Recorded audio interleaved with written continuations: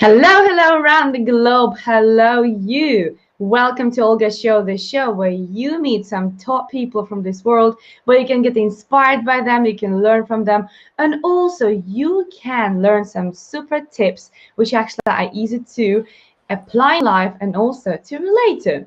Today, I have a remarkable guest who is on my show on a monthly basis with his super value. This is Adrian Hales. And with him today, we will be speaking about how to follow your purpose in 2021. And actually, Adrian is the top person to speak about the purpose because he literally lives his purpose. He is a coach, he is a speaker, and also he has absolutely amazing podcast. So Adrian, welcome back to my studio. I'm so happy to have you here. Thank you very much for having me back, Olga. Always a pleasure to speak with you and obviously share learnings. And we seem to have some really good and prevalent topics every time we speak. And it was really interesting before we got onto the show that people watching and listening, you wouldn't believe some of the preparation that we go through to make sure that we've got a nice show ready for the day. I was making sure I had my sweat off my forehead. We had our lighting going on, and then the internet dropped in and dropped out. So I think that a big thing is, specifically around purpose, is our purpose is to share inspiration and learnings for people. But we don't have to be perfect. We haven't got it all figured out, and there will be kind of adjusting points as you go through and finding your purpose. So thanks for having me on the show. It's my pleasure. It's my pleasure. And we have one of our regulars and favorite visitors because he loves you, Adrian. Howard, who is saying, good afternoon, Olga and Adrian. Yeah, he always gives a lot of value and lots of praise about your show. So he's always committed. So it's a credit to your show. It's a credit to your show as well. Oh, thank you. And also we have Maria and Vinit as well on YouTube. How great is that? I love having so many people joining us straight away. This is awesome. And I would love to hear where exactly people are joining us from, because it's important to know the locations, because you and I, we both are based in the UK, and you are based somewhere in London, right? Yeah, Southwest London, so not far from Richmond Park. Yeah, so I'd love to hear where actually people are joining us from. I think Howard, he's based in Leeds or somewhere like that. Okay, Vinit says he's in India. How exciting. Adrian, we're in India today. How exciting. That's wonderful. So Adrian, you wanted to share a story relatable to the purpose. What is it all about? Well, I think our purpose, really, from going on my journey, and for people listening, our purpose is something that's always with us, and it's been crafted from our experience, it's been crafted from our values, and it's been crafted from our talents and skills that we've created through our lives. And if we get like a timeline, for instance, imagine you're trying to define your purpose now, or you are a little bit lost and looking for your purpose, for instance. And that could be purpose in business, purpose in career, purpose in relationships, whatever that might be, or life as general. Generally, you go through this exercise, which I'll tell you in a second. But when I was younger, I've told this story before. What happened is I had a fear of public speaking, and how that came about was I was creating a castle with a drawbridge. So 2 castles and a drawbridge, and I made it out of Kellogg's cornflakes boxes. And I was very young, and I thought this was quite cool. It had string, and the bridge went down and up like that. And I thought nothing of it. I just thought, the teacher asked me to create it in an art class, and I ended up creating it. And then I left it on the side, and I saw the teacher looking at it as I was going home for the evening. And I thought nothing of it. So obviously I went home and sat down with my dad, and he asked me what I'd been doing today. And I said, I've been creating this castle with a drawbridge, and carried on eating my dinner and thinking nothing of it, thinking that I would go to sleep that night, wake up the next morning, and just go and have a normal school day. So as you can imagine, walking to school, nice and calm, looking forward to my school day, and got into school, and I was about 5 minutes away from assembly, came in a little bit late, and as I was walking in, putting my bags in, the teacher said, Adrian, just 1 minute, I forgot to tell you, I really like your castle that you've drawn. I want you to go and present it in front of the whole of school. When I was like 7 years old, all the teachers, obviously the assembly, when they're singing hymns, there's probably 200 or 300 people in there. And then she said, Adrian, right, you ready to present your castle? So at that point, I kind of fumbled my way through this explanation of this castle. and just feeling this deep visceral fear of, oh my God, I'm finally seen, everyone's looking at me. And then I don't know why, but I just felt this huge sense of fear. And at that point, I decided that, you know, I wasn't a good public speaker. I had a fear. Wow. Fast forward later on in life, and this is the definitive moment around your purpose. There'll be a lot of people listening that have had an experience like that, had a pivotal moment, and deep within that fear is the gold. It is where your purpose lies, and your ability to take one step forward on that purpose is important. So I would say probably about 6-7 years ago, when I got into the coaching and personal development world, I realized that in order for me to go out and to do this work, I had to overcome that fear, which I did overcome that fear. And I presented now in front of, you know, a larger audience, over 200, 300 people around, you know, topics like mindset, leadership, coaching, loads of stuff all around different countries of the world. But the interesting thing is that the purpose is, you know, Latin for why something exists. It means a plan. It means to put forward something. It means to propose something. And I propose to people listening that everybody now has a deeper purpose here to achieve in the world, and that is linked to some experience you've had in life. And how you can work that out is you can look at your highs and draw a line, look at your life from when it first started and now, draw the highs and the lows up until this point, and then work out the themes and skills that took along the way, and then work out the kind of the comparative themes. For instance, like when I did mine was performance and entertainment, for instance, and then also grit and courage. So that then is linked to my purpose. And how do I then communicate that? By coming on wonderful shows with Olga Geidane. Very true. And what's interesting, through the life, you see how your almost like similarities of all situations are always around the same stuff, the purpose. But it takes somebody to point out to that, right? For example, in your case, that was you asked to speak here, that was you asked to do stuff for other people in terms of helping. But now what do? You actually speak and you help through coaching, you help through your podcast, you help through your speaking, which again is a lot of talking, lots of giving value, and also being at my show, of course. And I must say, I can relate to that 100%, because with me, it was exactly the same. It was so interesting, Adrian. Since I was, I think, around 12 or 13, I had so much certainty. I mean, I'm into variety. I love variety, but I had so much certainty, and that never changed. I had so much certainty that I will travel around the world and I'll be helping people. And what's interesting, that situation recently only popped up into my head. And that was only because I was listening to a story. And that was a Bible story. When I was little, I was listening to my mom reading a Bible. And that was a story of a Jesus who was traveling from city to city, and crowds of people were waiting for him, and they were wanting just to touch his clothing, you know, and they were just like waiting for him to heal their children and their parents and siblings and themselves. And I remember thinking like, wow, that's exactly what I'll be doing. I'll be traveling and I'll be helping people. And I was even younger than 12. I think I was about probably 7 or 8, like very, very young at that age, right? So, and that never left me, never left me. I was always passionate about helping.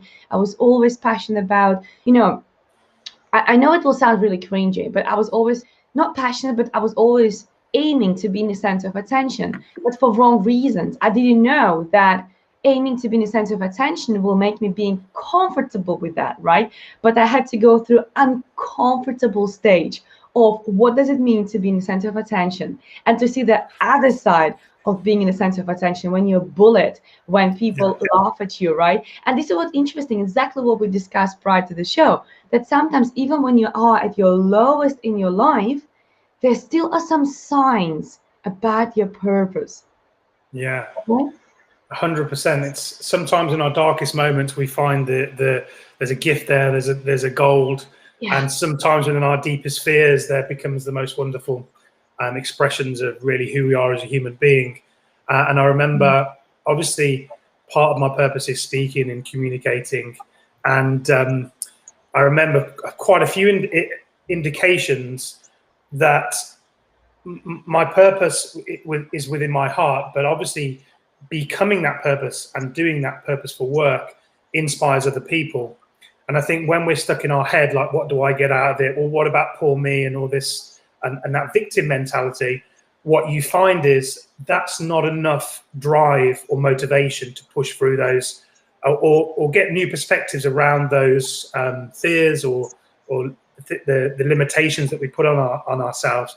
The purpose, which is in your heart, but it drives you towards that. And normally, if the purpose is with you and other people, that helps you as a coach walk your talk. And the interesting thing is, this is why I always say, and we validate working with a coach to help you release some of those fears and become a leader and create your impact in the world. That's something that we've always advocated. And I remember doing this, I remember a number of times, once I'd done my first talk and let this fear go, I was at Toastmasters and I'd gone about 4 or 5 or 6 times. And I thought, I'm going to go to this, I'm going to do my talk, big rugby player, ex-military. And I'm sat on the front row, and there's like loads of different people getting up and talking. And I was about to speak, and I was like, no, I'll go away. And this happened about 4, 5 or 6 weeks in a row. And then as I said before, the Arctic Monkey song played, which is this is the only reason you came, so what are you scared for? Yeah. And then I ended up getting best speaker that night. Delivering a really inspiring talk, and it was really interesting. And to all those people are listening now, all it takes is that one little shift, and then you come into a new reality, a new confidence. You see things a lot differently, and as we know, when we do that, Olga, more opportunities get attracted to you. And then subsequently, I got some messages on LinkedIn. Would you come and speak at the Old Vic? So I spoke at the Old Vic. I spoke at 2 massive companies, and I've done loads of other talks since. And I remember, because this is where the coach comes in, right? My coach, Peter Freeth, what he did is he knew that was a fear of mine, the speaking, and he knew that a lot of people rely on slides. So a lot of people have all the information on the slides, and they just stand there and read from the slides all the way through. And obviously, you can't, as you know, Olga, you can't get into your performance as a speaker, right, doing that. So he said to me, right, you've got a 20-minute speech, 6 slides, 6 pictures, that's it. And I ended up doing the speech, and it was loads of different stories. So my message to everybody is to follow your purpose, but in a way that challenges you as well, and makes you a better performer, whether that's a leader in business, whether that's a coach or a speaker, because those challenging moments, you kind of rise the challenge, and then over that period, it allows the performance to be a lot more memorable and inspiring. But it'd be good to get your perspective on that kind of journey as well. I agree, Adrian. You see, here it's important to remember that you practice your purpose through the entire life. You practice living, you practice touching and scraping the surface of the purpose in the beginning. Then you go deeper, and the more you learn about yourself, the more you go into the true purpose of yourself, right? The true purpose of your life. And it's not as easy as you wake up when you know your purpose.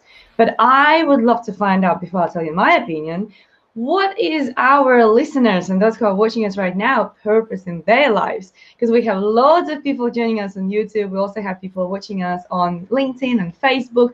So please do let us know, what is your purpose? We would love to hear.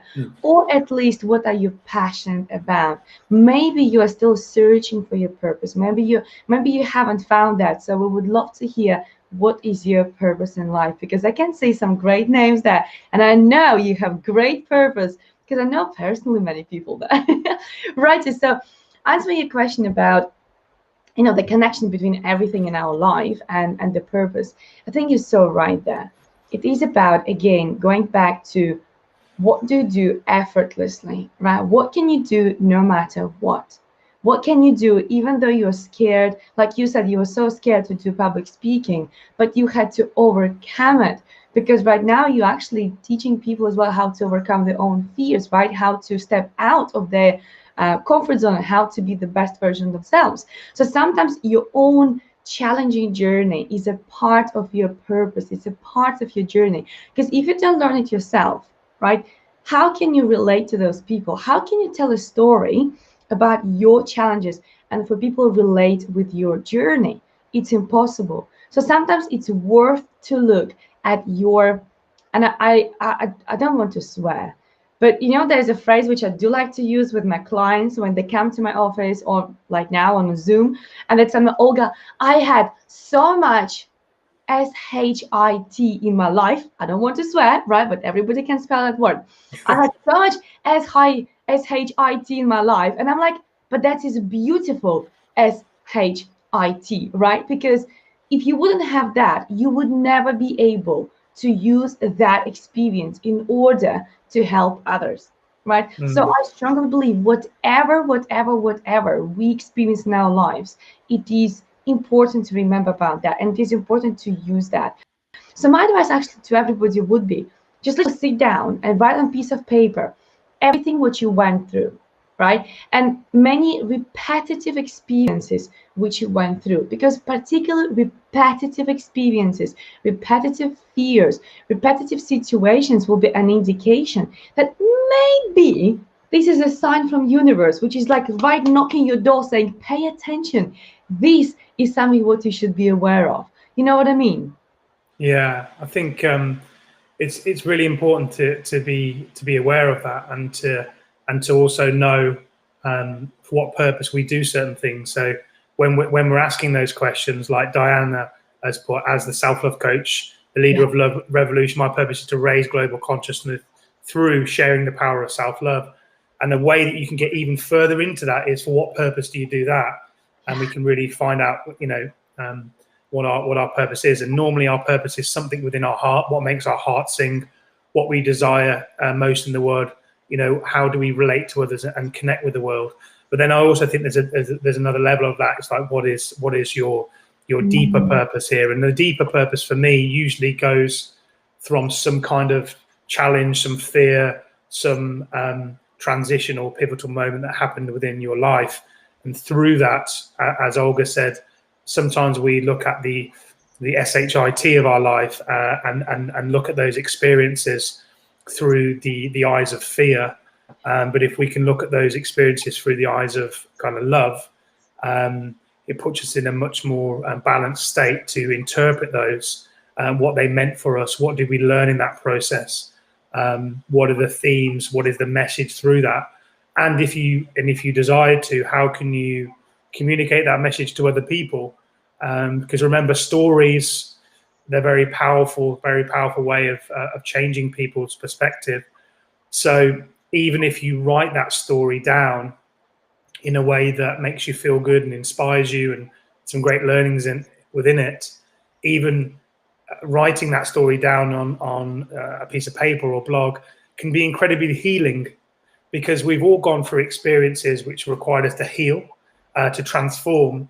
And actually, my perspective is that when we're able to share that and other people benefit from it, because it's just energy, right? We are healing and transforming other people through our voice as well. So getting a kind of the spiritual angle on it there as well. But my perspective is we are all spiritual beings, and it is important to write our journeys down, because, as I said before, that enables us to express it onto paper, so we can get a very objective perspective on it, and how we might communicate that if that's what we desire to do. Yeah, exactly. But I've got a question here. What if people are still afraid? What if they think, okay, I know what's my purpose, I know what I should do, but I still have a fear, I'm still afraid, I'm still not sure whether I should do it or not. What about that? Yeah, it's an interesting perspective. And if you're fearful, acknowledge the fear, and you just acknowledge the fear, and because fear is just energy, right? Anxiety and excitement and love is just energy. So if we're looking at energy, can't be created and destroyed, but it can be used. I'll give you a quick story. I was sat down with somebody. Sorry, my headphones coming out. I was working with a coach, and they had a TED talk planned in like 12 months' time. And obviously their purpose is to communicate a message. And this might be different for everybody, but hopefully you can relate to this story. And they said, look, Adrian, can you help me? Because I've got a TED Talk coming up in like 6 months. And I haven't actually spoke yet in front of an audience. And I'm like, okay, right, we better get started. So I said, right, what you've got to do in the next week, you've got to meet me at Speakers Club. And I'll meet you, we'll have a cup of tea beforehand. We'll talk about what the Speakers Club is all about. And then we'll just go and sit in Speakers Club. And likely I will speak, but you can do what you like. So we were sat at the back of Toastmasters, and I could feel there was a sense of fear because they thought, oh, I might have to speak today.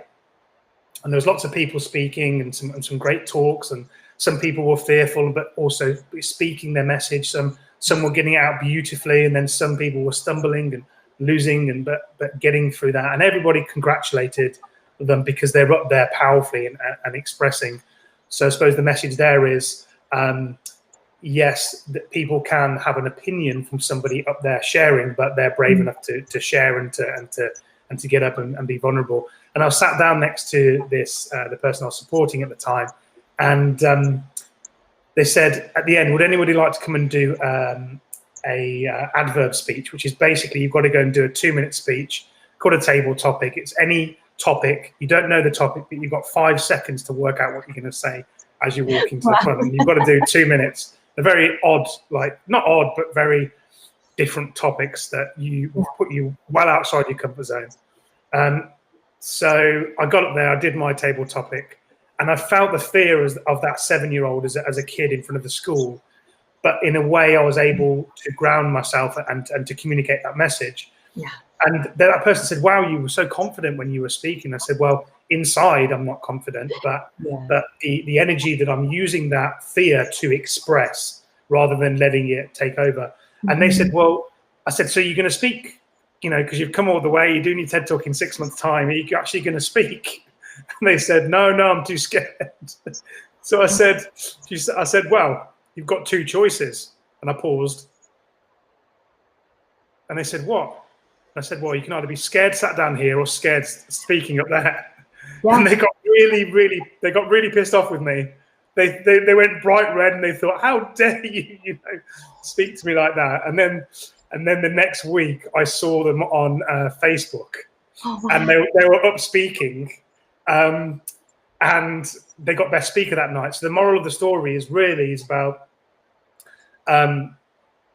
sometimes you have to have an honest conversation with yourself or have somebody else to push you to kind of do that, because you can either be scared not doing anything or scared actually expressing. And then over time, as you know, Olga, from all the great talks that you've done, is over time you start to use that energy and it becomes fear, but it becomes more of butterflies and excitement rather than fear that completely stops you. Yeah, that's very true. And also there's a big difference between you going on the stage or you standing in front of the audience, whether it is a little Christmas party and you have to say a toast, or you are at the wedding and you have to say a toast and give a speech, or maybe you are in front of thousands of people giving a talk. Of course, there's a big difference between thinking right now I'm speaking to thousands and thousands of people, or right now I'm speaking to that one person. And I must say, since I learned how to connect with myself and how to really connect with the source and to pass on what needs to be passed on to the audience, I stopped scripting myself. I only have a few bullet points, as you said, few slides, 6 slides for 20 minutes talk, right? Something similar like that, because I don't want to script myself. I want everything to come from my heart. I want everything to come from my soul. And I want to be connected with the source, so actually I can deliver as much value as possible. But when we think about ourselves, how do I look? How do I sound? They're judging me because of the way how I speak, or because of the way how I look, or because of the way how I move. And unfortunately, you will have even more fears. So I'd say always focus on how much value can you give to people, one person or 20 people or 20,000. It doesn't really matter, but you got to really think about, I am giving value, which I think is very, very important. It's quite nice what Diana says here. Of course, this means that I have walked away from myself. I learned all about self-love firsthand. I had to learn from my experiences. And then she says, exactly, Adrian, connecting with my own joy through repeated trauma has allowed me to learn numerous lessons which I choose to share in my work. Exactly. And I think this is the perfect example of how your troubles and your challenges at your in your life will actually mean that this is your purpose, because you know them from direct experience. Simple as that. I love that. Thank you so much, Diana, for sharing that. I really, really appreciate that. But also I'd like to share, one of the tips about why we should actually step outside of the fears and the comfort zone and like to forget about all of that. Because let's imagine, Adrian, if you would never do what you do now, because you will be too scared and you would tell yourself, no, I'm not going to do it because I'm too fearful. Imagine if I would never step out of my comfort zone and I would never do this show, right? I would never speak from the stage. I would never do any other my work. What would happen then? This show wouldn't happen. So we should remember, whenever we are too afraid, whenever we are holding on to our fears, whenever we are telling, oh, I'm not ready, I think I need to learn more, I think I need to prepare more, what you are doing, you are literally robbing other people from receiving value from you. So you are officially a robber. And I think what we should do, I think we should have a police who will take those people who are too fearful and put them into the prison, right? Not physical prison, but into prison of them overcoming their fears and them actually stepping out of the comfort zone. Because what happens, people don't do what they're meant to do because they're too afraid. But when they're too afraid and they don't do what they're meant to do, then the world is not receiving that value. So I think it's really important to still step out of your comfort zone, even if you're too scared, and just simply do it. Like there's a phrase, just flowers do it. The very famous phrase, right? Just flowers do it. So I think that could be really, really important. But Vinit is asking a question. I think that will be something what you could definitely answer. My question is, would you like to throw some light on neurosystemics? Yeah, sure. So neurosystemics, very simply, is how we use language, metaphors, and it's a process to create change and a whole body perspective. So if you look at society as a whole, and like what Olga says, with the certain fears that kind of stop us, a lot of our fears are generated using the mind. So where a lot of people are stuck and overwhelmed is because they're trying to use their mind to change. And that's not actually where change happens. So neurosystemics is basically a whole-bodied approach to creating sustainable change. So, for instance, you can use it for things like procrastination, low confidence, when people sabotage their goals, dreams, and plans, when they feel overwhelming emotions. And what it does is it brings in a systemic approach to change, which is, as I said before, using our body. So using the wisdom and the communication from our gut center, our heart center, and our mind, because, and I've spoke about this before, is that a lot of the change that happens and enables us to speak, to express, to follow our purpose, to do the work that we love, we have to be able to take into consideration what the gut center was, because the gut center is there for our identity. It's for our security needs, and what me and Olga are most motivated by or moved by in the world. Our heart's there for our values and how we connect and relate to the world. And more importantly, what we desire, it's our relational effect. And if we're using the mind for all of those things, we get burnt out, overwhelmed, and very fearful. So the whole-bodied neurosystemic approach to change, specifically from a coaching angle, is very, very, very powerful, because we've now got the whole body on board to create the change, and it happens very simply and very profoundly for people in a coaching context. So that's what neurosystemics is. Yeah. Hope that shares a little bit of light for you. Yeah, I love that. I love that. Yeah, I think it's also almost like, if you think about it, when you learn how to, let's say, skate, or when you learn how to dance, or when you learn how to do any other actions, you only have to be triggered by a music, or by you having skates on, or Yeah. by you having skis on, and you will go straight to a skiing and you will remember those movements. So exactly the same happens with our body when we have a particular story, we have a particular message in our mindset. So unfortunately, very, very often we have particular pain, we have particular body movement, a particular gesture, whatever it is, which is relatable totally and completely 100% to what the message is about. So it's Yeah. really, really important in order to change completely your way of thinking, your way of operating. You got to also learn new actions, new movements, new body gestures with Yeah. your new story, because you want to retrain your brain to think differently. So if you learn how to ski, you can't really have a snowboard and now use the same skills as you used to ski to snowboard. You need to learn new movements. You need to learn how to control your body in a new way, because you're learning the snowboarding. So yeah, but it's really Yeah. powerful. Yeah, and as Diana said, she says, when we stay in our fear, we're in a prison anyway, a prison of our mind. Yeah. And an interesting thing is going back to neurosystemics, for instance, and my journey around that. I've gone for a journey specifically when I was following my purpose around awakening my mind. And the most profound thing that I went through is becoming aware of the little voice in your mind and being able to view that objectively. And there's a quote that says, if you can look into the eye of the tiger without it biting you, then you've transcended. And what that really means is that we all have a conditioned mind. So kind of going on to what Vinit said about neurosystemics, we all have a conditioned mind. And with that conditioned mind, we have societal pressures, we have things we've learned from parents and friends, and we have our own experiences, and it's kind of stuck in our mind, which stops it, as Olga said, of it being a whole-bodied movement approach. So again, going back onto neurosystemics, what we can do is we can awaken the rest of the body so it can view the mind objectively, and we become detached from the little voice, the critical, fearful voice, which often stops us from living our purpose. And we can actually listen to the communication for the rest of the body. And yes, the mind's still there, but we can learn how to interpret communication from the rest of our body and be able, in a way that's natural and aligned, to take action anyway.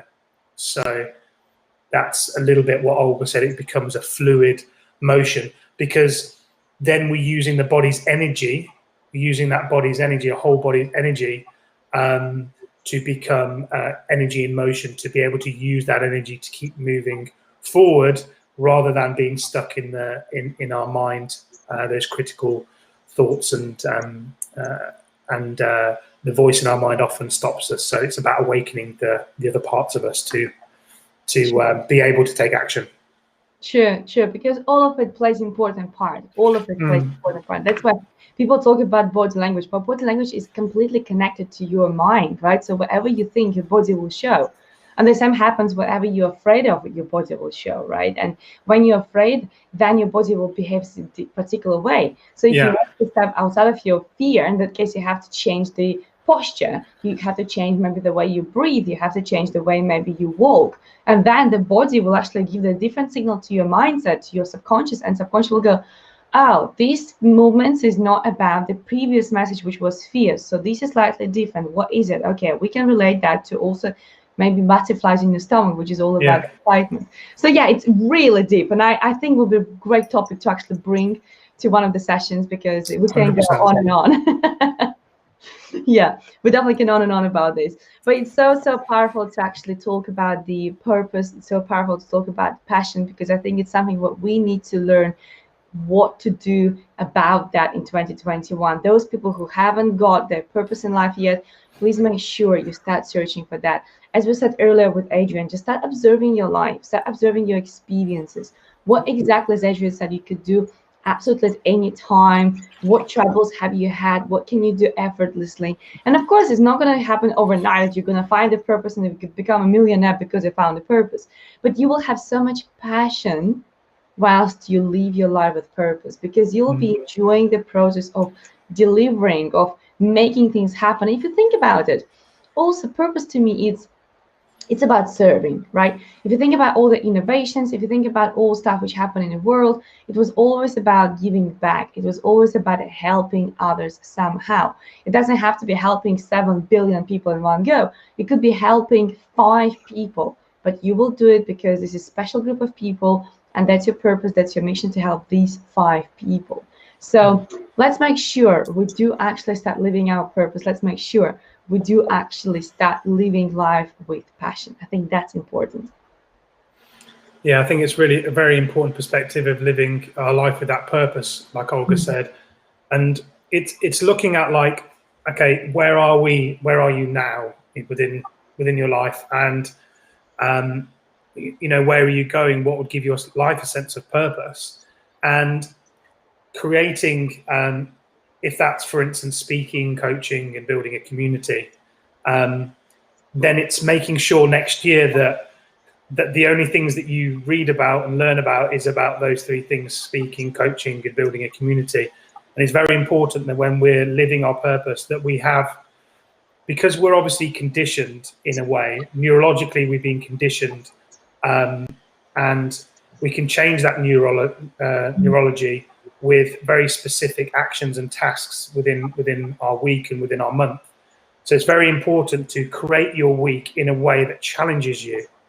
And there's some high challenge, some medium, some subtle challenge. It could be anything like exercise. It could be learning something new. It could be doing something you've never done. It doesn't have to be like doing a skydive. But the purpose of building these little challenges that you go through is to condition yourself to be able to experience challenges or fears, and be able to just keep moving. So we're conditioning ourselves through this process to be able to show up more often, live our purpose, do the work we love, and as Olga said, make a difference to other people's lives. But behind the scenes, there has to be learning and things taking place, so that when me and Olga step up now and speak to you, we're able to communicate effectively, tell stories, feel balanced and hydrated.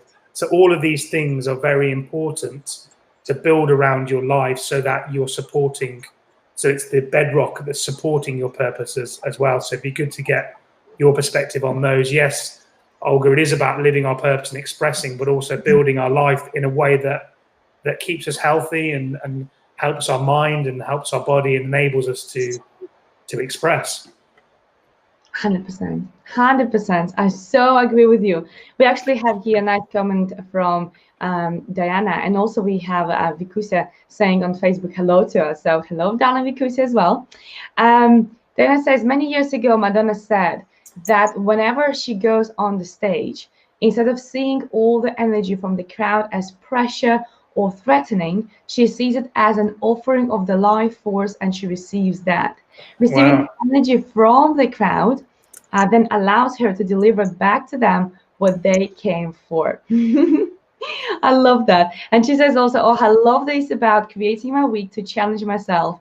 I just realized that I do this naturally, always challenging myself to be and support the highest version of self. Oh, how exciting. Adrian, I must say, I haven't even noticed how quickly time goes with you. Honestly, every time the show goes like within seconds, right? Because we always go deep into great subjects, and there are always some great comments as well. Yeah. And I think we always go deep into great subjects, but I think the reason I do that, the purpose of me doing that, is because, yes, we can give surface topics and tips and stuff like that, but we have to get into the reality of life and meeting people where they're at. The deeper we can go, the deeper we can meet the people listening, and really get into the actual reality that people face. Because I think sometimes in the coaching world, personal development world, it does share a kind of a warped view sometimes that everything's perfect and everything's hunky-dory. But actually, if we can get into the deep challenges that we face, actually we can provide advice to get unstuck and to find the work we love. And with that journey comes times of inspiration like now, and then within that journey there's comes of times of challenge. There's times when people that you knew for a long period of time, like friends, will move out of your life. There'll be times when people will disagree with you. There'll be times when people agree with you. And I think it's important for us to get a good perspective on that journey, when people take it. Very true, very true. But Adrian, it was a pleasure to have you today. I know you also have a podcast. Would you like to share a few words about the podcast where people can learn more about other people who live their true purpose, and they can share a few great tips? But could you please tell us more in few words about your podcast? Sure. It's called Superhuman Journeys, and I set it up because I wanted to inspire people to go beyond any limitations that are keeping us stuck, which is our mind, and towards following our higher path and calling, and essentially awakening our leaders so we can create our impact in the world. So that's simply what the podcast is about. And I interview wonderful people like Olga Geidane, and also professional athletes, TED speakers and authors, and ordinary people that have gone on to achieve the extraordinary. And also, if you add me on Facebook, Adrian Hales, at some point over the next week or so, I'm going to be creating a group called Superhuman Journeys, which is about bringing ambitious coaches together and committed coaches together to really awaken beyond the voice in our mind and to go and support each other to create our impact in the world. So I'll be creating that group very soon. So in essence, that's what it is. I love that. Love that. Thank you so much for sharing that. Well, I really appreciate you coming today to my show, sharing more value with us about how to live your life with purpose in 2021. If people would like to get in touch with you, what would be the best ways to get in touch with you? Yeah, just drop me a connection on Facebook, Adrian Hales. You'll see that I'm mutual friends with Olga, or obviously go on LinkedIn, Adrian Hales. Wonderful. Thank you so much. Well, thank you so much, everyone who was watching us today. It was a pleasure to have you on board, and thank you so much for your awesome comments. Dana says, thanks for this chat today. I just received some answers about my own next steps in my work. Very grateful. How exciting is that? We served without even knowing we did. That's wonderful. Thank you so much. Really appreciate your feedback today, guys. Really appreciate your comments. Thank you so much for joining us. And Adrian, thank you once more for coming to my show. And I'll see you next month as we do it monthly. Yeah, see you soon. Thank you very much for the inspiring conversation, and good luck with everyone. Thank you so much. And don't forget, it will be next month, first Wednesday of the month. So we'll see you next time. Until then, have fun, take care of yourself. And by the way, if we don't see you, in that case, have a Merry Christmas and a Happy New Year.